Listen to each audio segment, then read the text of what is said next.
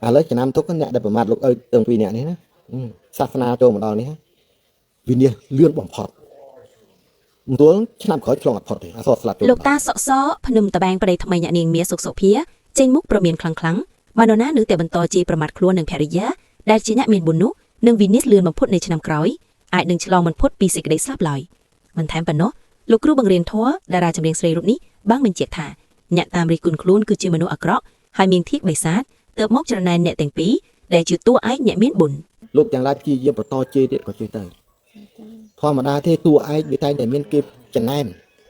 យើងទាំងពីរជាតួឯកហើយ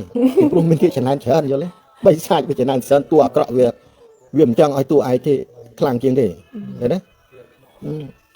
យូរទៅវាទៅជាឯងដើរទៅណានាំគ្នាកែស៊ូមមើលដូចយូរទៅឯងឡើងចង់ហ៊ានដើរឃើញទេអញ្ចឹងទេលោកអើមិនចែករំលែកអីការជ្រៀងយើងនៅតែជ្រៀងធម្មតាទេអូនហើយម៉ោងនេះពេលនេះសួរថាមនុស្សយោធរណាគេប្រើបារម៉ាណូអាវុធដាក់គ្នាអញ្ចឹងបងប្អូនសួរចេះមកពីអត់យោធរឥឡូវកំពុងសបផ្សាយធរដើម្បីឲ្យមនុស្សហ្នឹងជប់ប្រើគ្រឿងអាវុធដាក់គ្នាទៅហើយការដែលយើងជួយហ្នឹងគឺវាជាគន្លឹះជាធីមួយដែលក្នុងផ្លូវរបស់ព្រះលោកធ្វើអញ្ចឹងឲ្យពួកយើងអ្នកបដិបត្តិធម៌អ្នកចម្រៀងអ្នកសបផ្សាយអ្វីដែលជាសិលធម៌បត្តិធម៌ល្អហ្នឹងទៅកាន់លើកបាញ់ទេមែនបងប្អូនផ្លូវធម៌ណាទៅធ្វើអញ្ចឹងកូនគឺមានតែផ្លូវធម៌ឈរនៅកណ្ដាលនៅសមាធិជួយប្រសារឿងឧបទ្រពចង្រៃហ្នឹងឲ្យវាចេញវង្វេងទៅណាបាត់ទៅផ្លូវធម៌នៅឈរនៅកណ្ដាលកូនទាំងឡាយទៅដឹងមិនលំអៀងខាងនេះខាងនោះហើយទៅជួយបាញ់អនុឲ្យងាប់ចេះចូលទេអ្នកដែលគេបដិបត្តិធម៌គេដឹងពីសភាវៈអត្តកំបាំងនៅក្នុងខ្លួនមនុស្សទាំងសងខាងហ្នឹងហើយដោយសារតែមានចំហាយដីសាច់ទាំងសងខាងនោះហើយទើបមនុស្សទំលឹងគ្នាជាសត្រូវអញ្ចឹងមនុស្សបរិសុទ្ធម្នាក់ដែលធ្លាប់មានភាពបរិសុទ្ធ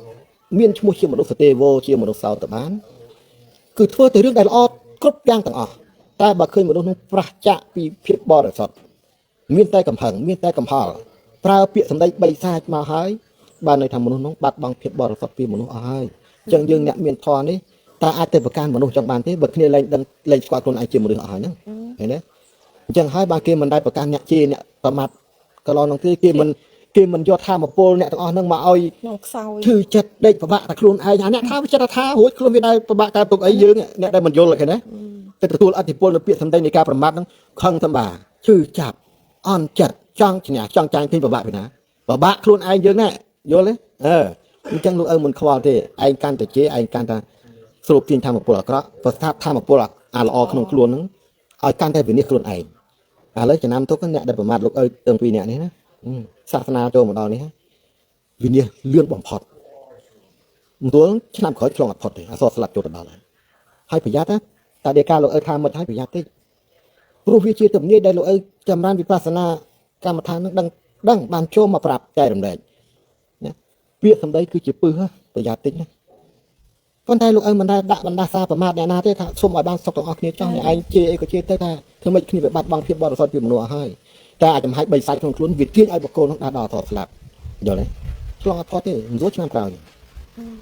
ចឹងហើយយើងប្រាប់មុនថាណែមនុស្សអត់ដឹងទេអាការប្រមាថហ្នឹងបីសាច់កំពុងត្រូវការអាមនុស្សនឹងយកទៅដឹកនាំព្រលឹងក្រមកច្រើនណាហើយគេអត់ជឿយើងទេ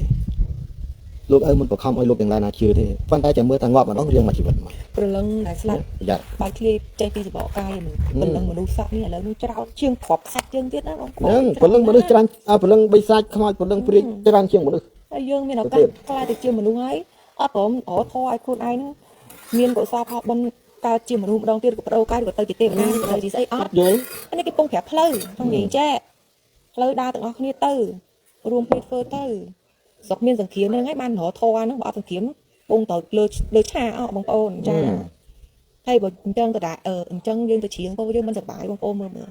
ស្មានតែខ្ញុំអត់មានទុកហ្មងខ្ញុំទុកខ្ញុំដឹងរឿងហ្នឹងតាំងពី3 4ឆ្នាំមុនតែខ្ញុំមិនដឹងទៅនិយាយប្រាប់ណាប្រាប់គេសោតគេអត់ជឿទេគេថាมันអាចទៅរួចទេអស់ទាំងហ្នឹង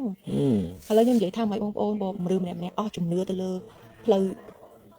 សាសនាអស់ហើយដល់ពេលឲ្យមកឃើញផ្នែកចឹងឲ្យខ្ញុំជួយតាមណាបើយើងរួបរวมគ្នាទៅធ្វើតែរឿងតាអាក្រក់អញ្ចឹងយូរហើយខ្ញុំតែ2 3នាក់ហ្នឹងទៅទុកជាប់យើងមនុស្សដែរមិនទាន់តែព្រះឯណាបងប្អូនចាបដិបត្តិទេពងអធិដ្ឋានឲ្យព្រះលោកមកជួយយើងចង់និយាយចេះ